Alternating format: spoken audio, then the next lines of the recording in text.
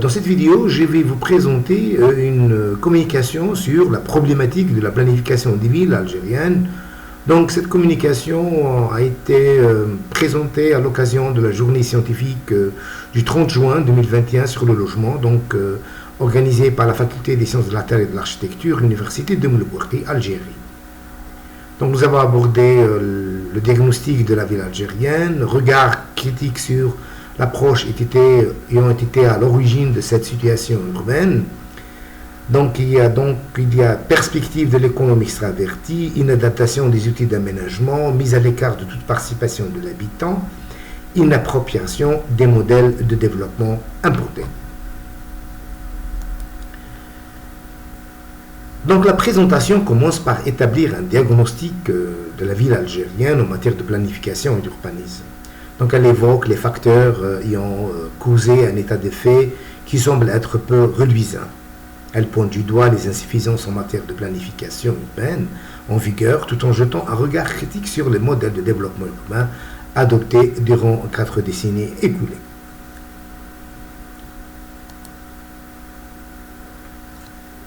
Donc la situation de la ville algérienne semble être à la croisée des chemins. Tous les paramètres d'analyse urbaine le précisent de plus en plus. Le déséquilibre régional créé pendant plusieurs décennies n'a cessé de croître malgré les fondements de l'économie planifiée et l'instauration de la vision orientée vers le libre marché. Donc au lendemain de l'indépendance, l'Algérie a opté pour une politique industrielle à outrance, reléguant par l'urbanisation au second plan. Les pouvoirs publics de l'époque croyaient que les retombées de l'industrialisation allaient toucher le bas de l'échelle sociale, mais cela ne fut réellement atteint. Aujourd'hui, nous connaissons une urbanisation phénoménale qui a contribué à la dégradation de la qualité de vie dans les villes algériennes.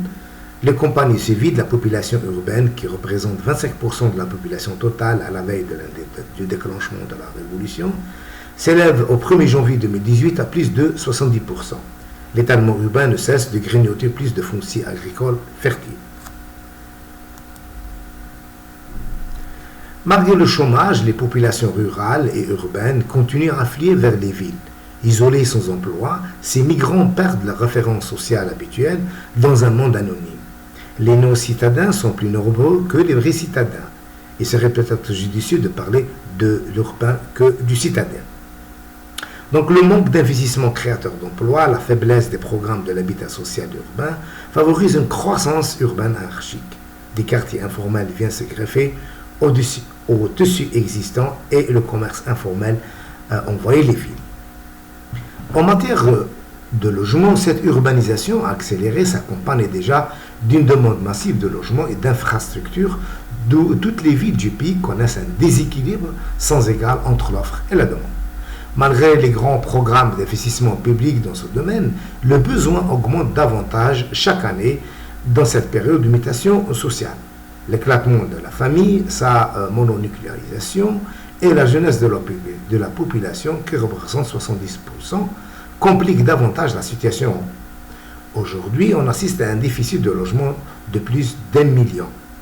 Au 1er janvier 2020, tous les segments confondus, une production est programmée pour les années à venir, dont le nombre est de 974 300 unités programmées.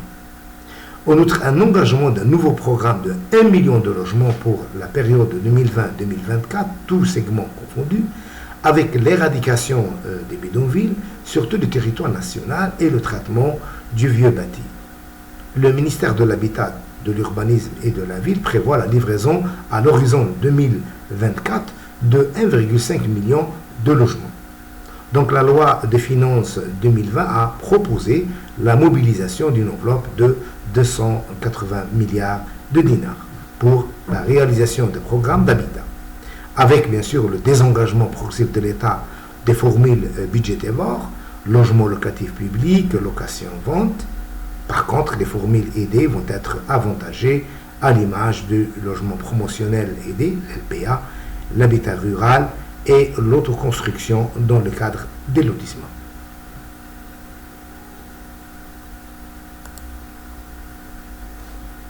Actuellement, c'est-à-dire en 2021, la conjoncture économique conjuguée à la faiblesse des investissements, à la rareté du foncier pour l'implantation des programmes de logement, toutes formules confondues, la lenteur des travaux et de tous les retards dans l'aménagement et le raccordement aux différents réseaux, eau, électricité, gaz, VRD, n'ont pas permis l'achèvement des logements.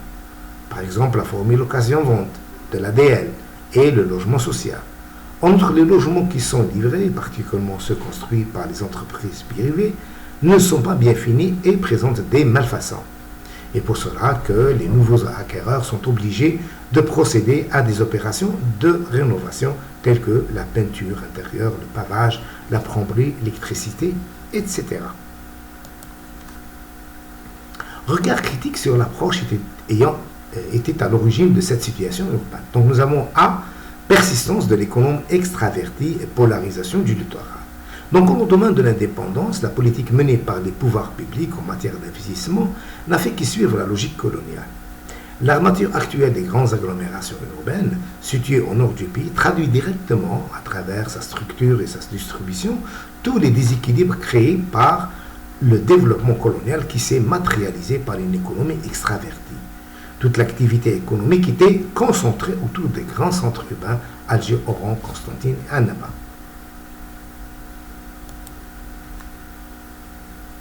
Alors, comme on le voit sur le schéma synoptique, donc il va résumer un petit peu la situation. Donc, polarisation de développement en nord, ce qui a donné des structures de la ville engendrant un déséquilibre régional hérité de l'époque coloniale.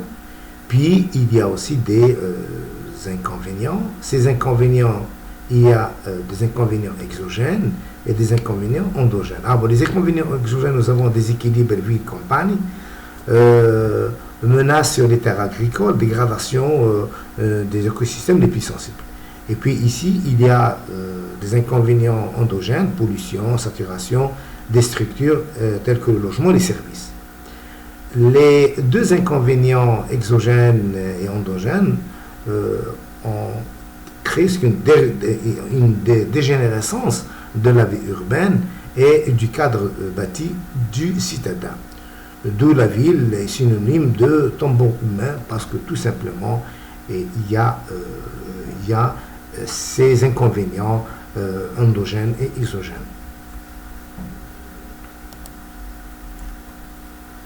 Donc cette polarisation a eu un impact négatif sur l'équilibre régional, notamment en matière d'emploi, de rémunération, d'infrastructures socio-éducatives et de loisirs.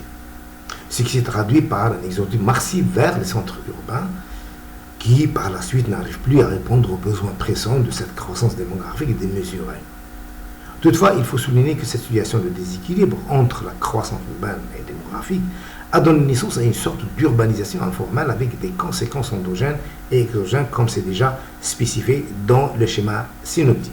Donc, ces dernières se sont traduites par une urbanisation incontrôlée, une adaptation des nouvelles activités au tissu urbain, une ruralisation de la ville, une détérioration du cadre bâti et du cadre de vie de la population, une prolifération de l'habitat illicite, une saturation progressive des infrastructures socio-économiques, un déséquilibre ville et campagne, une menace continuelle sur la terre agricole, une dégradation des écosystèmes les plus sensibles.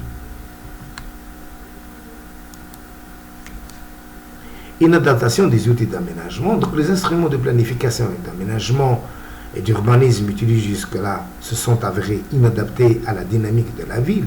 Donc les différents plans tels que les PDO, le POS, n'ont jamais été approuvés de façon définitive et donc des opérations de construction s'effectuent alors que les études ne sont pas encore achevées. Il faut aussi souligner que l'absence de coordination entre les différentes structures chargées de la mise en œuvre et les autorités locales concernées. Les plans d'aménagement des villes sont généralement conçus sans tenir compte des données du contexte, ni de la prise en charge de la dynamique urbaine, ni de l'environnement. L'outil d'aménagement, le BDO, pour remédier aux problèmes urbains immédiats et organiser l'espace de la ville et son devenir, est aussi développé pour s'adapter aux dispositions et orientations socio-économiques du pays. Cet instrument ignore lui-même le continuum de la ville en tant que système. les agglomérations périurbaines se prolifèrent d'une manière tentaculaire, sans rapport avec le centre urbain. On assiste au développement du phénomène d'étalement urbain. En conséquence, ce changement de cadre juridique de la loi 2990, promulguée dans les débuts des années 90, a montré ses limites. La carence de taille de ces instruments, les tours de pause, et le fait qu'ils sont assez rigides. En fait, au fil des années, les citoyens changent leur mode de vie et leurs pratiques. Le contexte quotidien doit suivre, ainsi que les tissus qui abritent ces pratiques. Et en conséquence, ces plans perdent ainsi leur pertinence, se périment et deviennent inopérants. En termes de foncier, la réglementation en vigueur pour gérer le foncier a montré aussi ses limites. Cela a donné lieu à l'apparition d'une spéculation foncière provoquée par des transactions non déclarées menant à l'occupation illicite des terrains communaux et domaniaux et particulièrement des sites impropres à toute opération de construction et d'urbanisation. Alors que la période des années 70 a donné lieu à l'apparition de plusieurs textes juridiques tels que notamment les lois sur les réserves foncières communales 2602-74 et celle du permis de construire qui ont pour objet de réglementer l'aménagement et la construction dans les zones urbaines. Et cette action a créé un nouveau cadre de croissance urbaine appelé ZUN. Ces dernières sont définies par une réglementation basée sur une approche inadaptée qui explique son échec actuellement. En outre, afin de tenter d'apporter une amélioration à la qualité urbanistique et architecturale, la loi 0815 fut promulguée en juillet 2008. Cependant, elle est toujours inappliquée après une décennie de cette date. Son efficacité est visible à travers le paysage urbain caractérisé par l'apparition de constructions inachevées et de reports. Et ces reports successifs de sa mise en œuvre, au départ prévu pour 2012 et le dernier report c'est 2019. Salto a été adopté à la hâte sans une étude efficace du terrain par rapport aux moyens financiers dont disposent les habitants particulièrement appartenant à la classe moyenne, surtout dans une conjoncture de crise économique caractérisée par la cherté des matériaux de construction et de la main-d'œuvre. Mise à l'écart de toute participation de l'usager. Dans les villes vernaculaires, l'usager, par le biais d'associations et de comités quartiers, a été toujours consulté et concerté dans toutes les décisions concernant la ville et de son cadre parti en particulier. Par contre, dans la ville contemporaine, toutes les opérations de planification et d'aménagement sont élaborées par des techniciens souvent loin de la réalité des besoins de la population. Ici, le savoir-faire du citoyen est remplacé par le savoir-savant du spécialiste. Donc la participation dans toutes les étapes de la conception de la ville est quasiment nulle. Est-il réellement vrai que le citoyen participe dans la gestion de la ville par le biais de ses représentants, en l'occurrence le maire et l'assemblée communale? Ce n'est pas toujours vrai car notre démocratie est à l'état embryonnaire. Une fois le maire élu, il ne fait qu'exécuter les directives émanant de ses supérieurs hiérarchiques. Donc il accorde très peu d'attention aux suggestions des occupants de la ville. L'élaboration des différents plans se fait souvent sans enquête sur terrain et afin de recenser les attentes et les souhaits des citadins. On pense que ces derniers ne possèdent pas les connaissances requises pour élaborer un plan d'aménagement.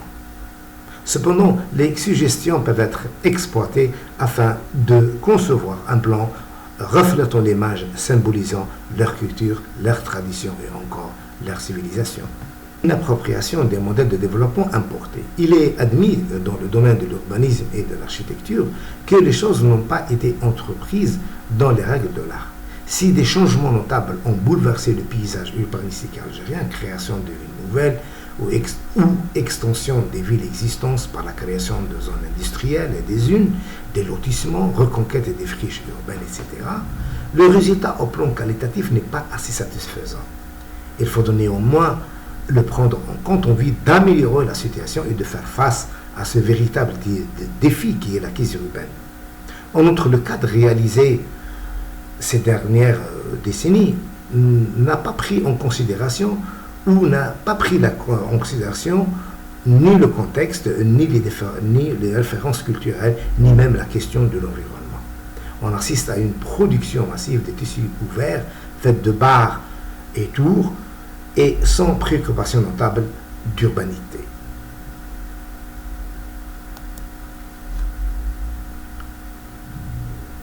Alors on voit ici la nouvelle ville d'Ali Menjli, donc conçue à partir de bars et de tours, sans une vraie urbanité de la ville.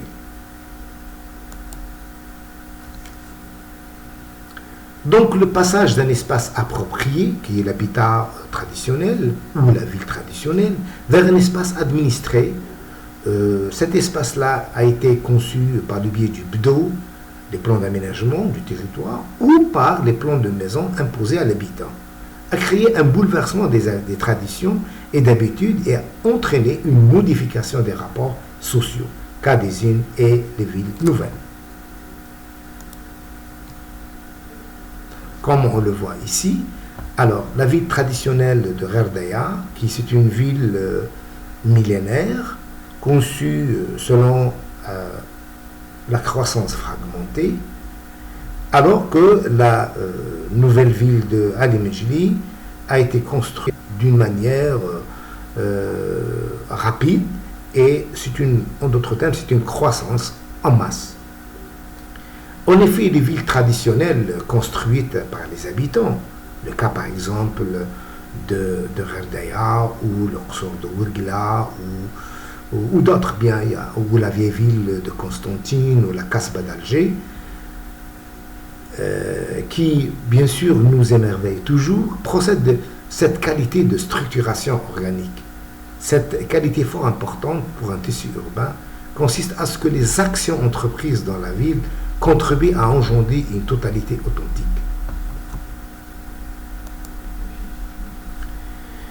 Ce principe de croissance fragmentée, bien sûr, de la ville traditionnelle, a été suivi durant des millénaires par les villes traditionnelles qui nous émerveillent encore. Il est préjudiciable de construire la ville d'un seul coup, mais la développer graduellement, pièce par pièce, suivant un processus de développement qui se poursuit par petites étapes, répondant à une certaine stratégie globale et permettant à chaque projet ponctuel de s'adapter facilement aux aléas du fonctionnement et du site en question. Donc la différence fondamentale entre la croissance par unité massive, telle que les nouvelles villes, ou la croissance fragmentée, telle que les anciennes villes ou les villes traditionnelles, et que le développement par tranche massive repose sur une conception statique et discontinue, au sens le plus large, alors que la fragmentation de la croissance, au contraire, repose sur une conception dynamique et continuiste.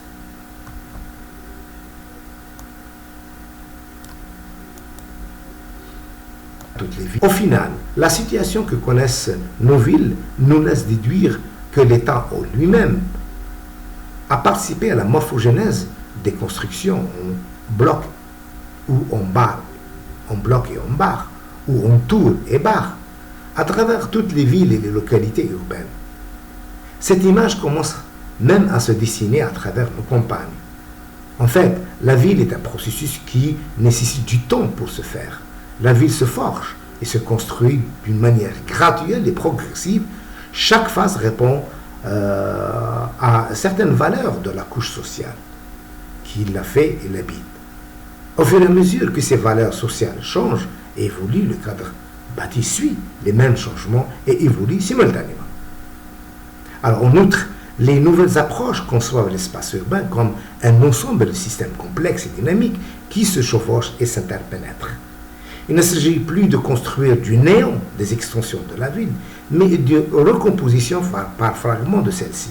C'est aussi construire la ville sur la ville.